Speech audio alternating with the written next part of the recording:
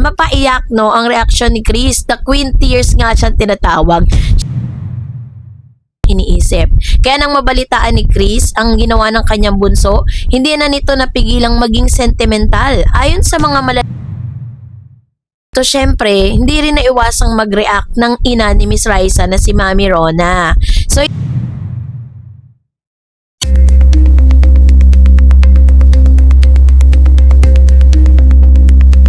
Miss Chris Aquino at ina ni Miss Raisa May Dizon, and even Raisa May Dizon super proud at literal na naiyak sa ginawa ni Mr. Bimby Aquino Yap. So yan ang ating pag-uusapan maya-maya lang. But before that, if you haven't subscribed yet to my YouTube channel, please don't forget to like, share, and subscribe at hit mo na rin ang notification bell for more showbiz updates. So kumakalat ngayon sa buong promise ni Mama to my priest, si June. Kumakalat ngayon sa buong internet, particular na sa Archika PH, ex formerly Twitter, at sa Facebook timeline ng mga nakatatandang isang napakagaan na balita. Ang ating giant cutie na si Bimby Aquino Yap na kamakailan lang ay naging usap-usapan dahil sa pagiging join niya or pag-join at pag-guest sa kapamilya ng Eat Bulaga ay nakuha ang kanyang kauna-unang sweldo mula sa programa.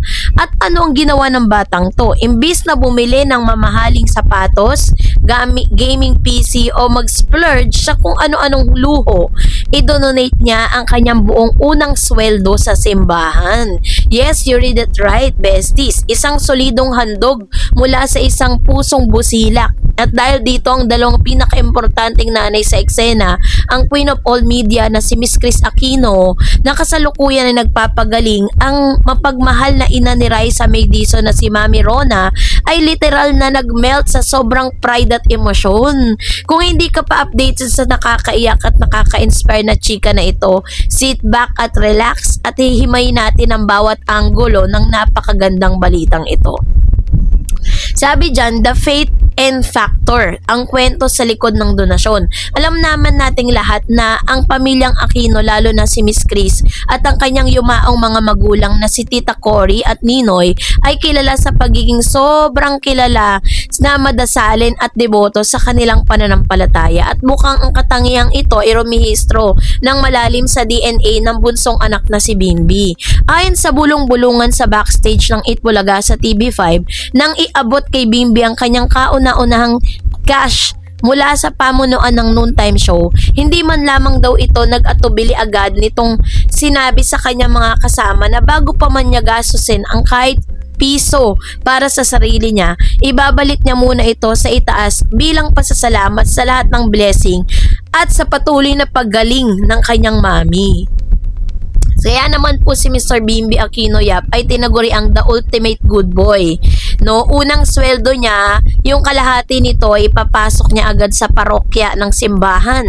So, parang pinapakita niya dito na Eat Bulaga cash, zero luxury buy, acts of gratitude.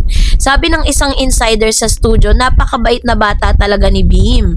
Kung ibang baguhang artista ang unang iniisip kapag sumweldo ay bumili ng iPhone o mag-treat ng mamahaling restaurant. Pero si Bimby, ang unang hinanap ay kung paano niya maipaparating sa simbahan ang unang kita niya. Pagpapakita lang na napalaki siya ng tama ng pamilya niya. Hindi lang to basta tithing o pag-abot ng barya ha, mga ka-showbiz. Ang buong halaga ng kanyang unang sweldo, according dun sa video, 50%. Kasi 'di ba usually, biblically, parang ang percentage na parang pwede mong ibigay sa simbahan is 10%, which is the tithe. Kasi kasama yan sa biblical talaga yan. Pero sa kanya, 50%. Kahit po sabihin na natin sinasabi ng bashers na kaya niyang gawin yan kasi nasa kanya naman na lahat, 'di ba? Kumbaga mapera na yung pamilya niya, mapera na si Chris Aquino. Pero hindi po yun yung batayan 'di ba? Hindi lang to basta tithing or pag-abot ng barya, ang buong kalahating buwan or kalahati po ng kanyang sahod ay diretso sa isang charitable foundation at sa parokya kung saan sila'y madalas magmisa ng pamilya niya or main character behavior. So dahil dito, hindi rin may iwasan na mapaiyak no ang reaksyon ni Chris. The Queen Tears nga siyang tinatawag. Syempre, sino pa ba ang numero unong magiging emosyonal sa ganitong balita? Walang iba kundi ang nag-iisang Chris Aquino. Alam naman nating lahat kung gaano ka-vocal si Chrissy pagdating sa pagmamahal at paggabay sa kanyang mga anak na sina Josh at Beam. Sa kanilang mga pinagdadaan ng hamon sa kalusugan, palaging ang kapakanan ng mga anak niya ang una niyang iniisip. Kaya nang mabalitaan ni Chris ang ginawa ng kanyang bunso, hindi na nito napigilang maging sentimental. Ayon sa mga malalapit na kaibigan ng pamilya, literal na naiyak sa tuwa si Chrissy habang ka-video call si Beam. Imagine ninyo boses ni Chris habang sinasabi to sa kanyang isip na in true Chrissy fashion na, "Oh my God, Beam, I'm so proud of you. You know, my mom, your Lola Cory, would be smiling from heaven right now to see you give back to the Lord your very first earnings. That is the greatest gift a mother could ever receive, diba? It's not about the money. It's about your beautiful and generous heart." So, hindi ko kuha si Chris, diba? Para kay Chris, ang makitang lumalaking isang mabait at mapagkumbaba at may takot sa Diyos si Bimbi ay isang pinakamalaking patunay na nagtagumpay siya bilang isang solo ina. Sa kabila ng karangalan at kasikatan na nakapaligid sa pangalan ng Aquino, nananatiling nakatapak sa lupa ang mga paa ni Bim. So dahil dito, syempre, hindi rin naiwasang mag-react ng ina ni Miss Raisa na si Mami Rona.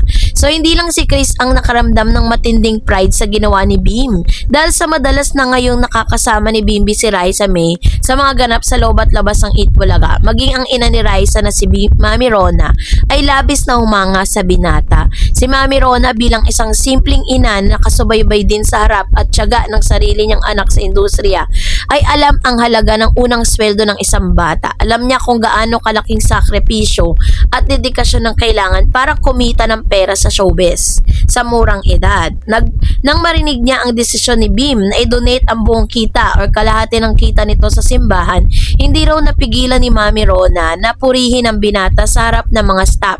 Sabi ng mga nakasaksi sa studio, sinalubong talaga ni Mami Rona si Bimbi at sinabihan na napakabuti siyang bata. Sinabi pa niya kay Raisa na gayahin ng ganong klaseng ehemplo na marunong magpasalamat sa Diyos sa unang pagkakataon pa lamang. So ang reaksyon ito mula sa kampo ni Raisa ay lalo namang nagpataba sa puso ng mga tagahanga ng dalawa. Pinapakita nito na hindi lang sa harap ng kamera may magandang connection si Maybe, kundi pati ang kanilang mga pamilya ay may mataas na respeto at paghanga sa isa't isa. So nagkaroon po ng tinatawag na internet rapture, no? Gaya ng inaasahan nang pumutok ang balitang ito sa social media. Ngayong July 2026, literal na napuno ng good vibes only ang internet. Bihira na lang ang mga balitang ganito ka-pure ngayon. Kaya naman sinalo ito ng mga netizen ng buong buo. So sa mga FYP, ang lahat ay napuno ng mga edits si Bim habang nasa Eat Bulaga na may background music na nakakaiyak o nakaka-inspire na kanta. Gaya ng worship songs o kaya naman ay Taylor Swift the best at mga caption puro, "Bimbi, ikaw na ang tunay na standard at napaluha mo kami, Bim, napakabuti mong anak." Nag-trend din ang keyword na Bimbi at Eat Bulaga. Sabi ng isang sikat na pop culture account, in a world of full of cloud chaser and toxic internet personalities, Bimbi Aquino Yap choosing to donate his first salary to the church is the most refreshing and wholesome thing you'll see today. Kudos to Chris Aquino for raising a true gentleman. Dito naman, sa Facebook naman, nag-uumapaw ang mga komento mula sa mga nanay at lola.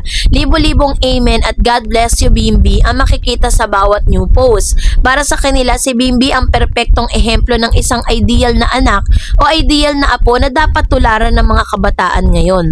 So, bakit nga ba ito po ay masasabing isang malaking sampal sa traditional showbiz culture? Kung hihimayin kasi natin ang kultura ng showbiz sa Pilipinas, madalas ng kwento ng unang sweldo ng isang artista ay umiikot sa material na bagay. Bumili ng unang kotse, magpagawa ng bahay, o kaya naman mag-shopping ng mga designer brands. Walang masama ron dahil karapatan naman nilang tamasahin ang bunga ng kanilang pinagpaguran. Pero, ang ang ginawa ni Bimbi ay isang malaking shift sa perspective. Ipinakita niya na tagumpay ay hindi lang sinusukat sa kung ano ang kaya mong mabili para sa sarili mo, kundi sa kung paano mo kayang gamitin ang platform at blessing mo para magpasalamat sa taong tumulong sa iyo.